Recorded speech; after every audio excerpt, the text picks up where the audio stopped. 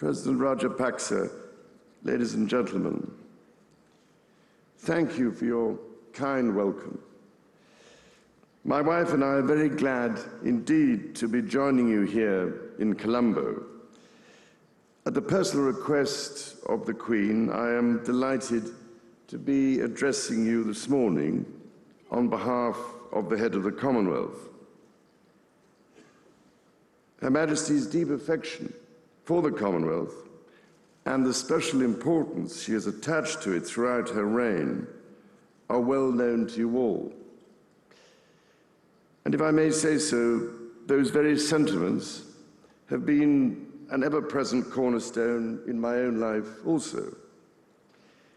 It is therefore my particular privilege and pleasure to be representing the Queen at this, the 2013 Commonwealth Heads of Government meeting. Now, I'm especially pleased to be back among the people of Sri Lanka, who in recent years have confronted great adversity. My last visit here in 2005 came just weeks after the devastating tsunami had struck these shores. I visited communities affected by the disaster and met many of the relief workers who were doing so much to help rebuild broken lives and livelihoods.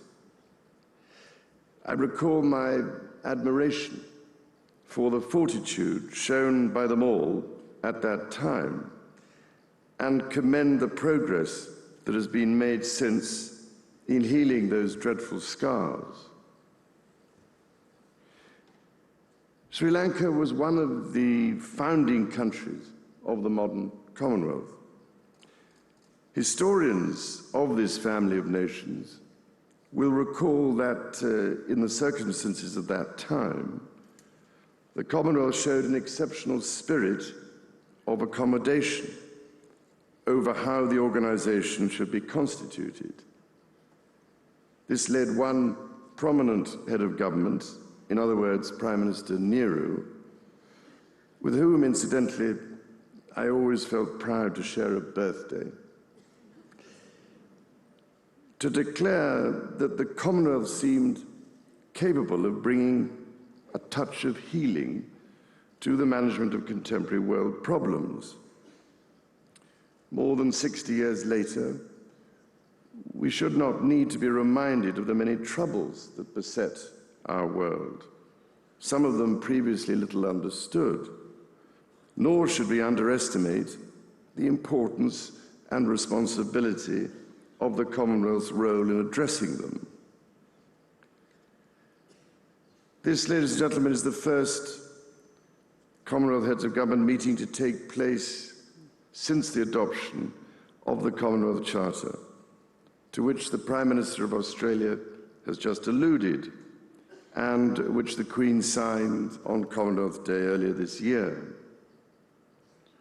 Her Majesty welcomed the Charter as a milestone in the development of today's Commonwealth, saying it will light the path of all those involved in the work of the Commonwealth and of those who follow in our footsteps.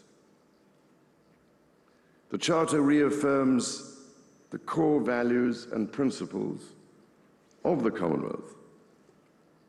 At this CHOGM, and guided by that spirit, the Commonwealth is being charged to confront the many issues affecting security, the security and well-being of its nations and peoples, working to the agenda which the Secretary-General has just outlined.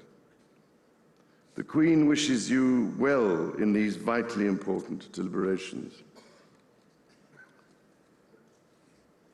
Mr. Abbott also kindly mentioned the Queen Elizabeth Diamond Jubilee Trust.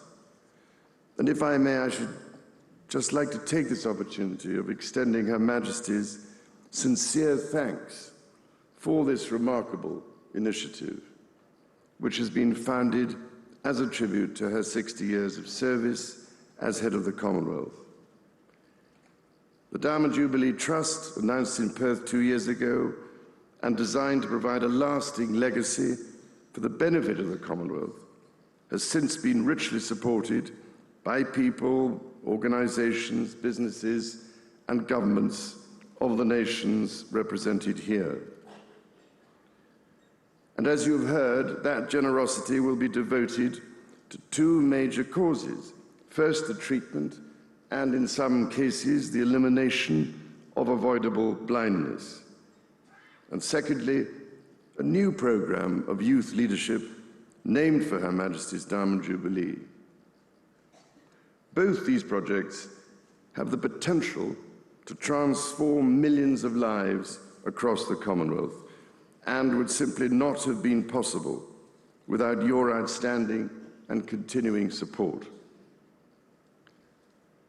Ladies and gentlemen, each one of us is here because of the hope and the trust we place in the Commonwealth to bring that touch of healing to our troubles and deliver the very best future for our people.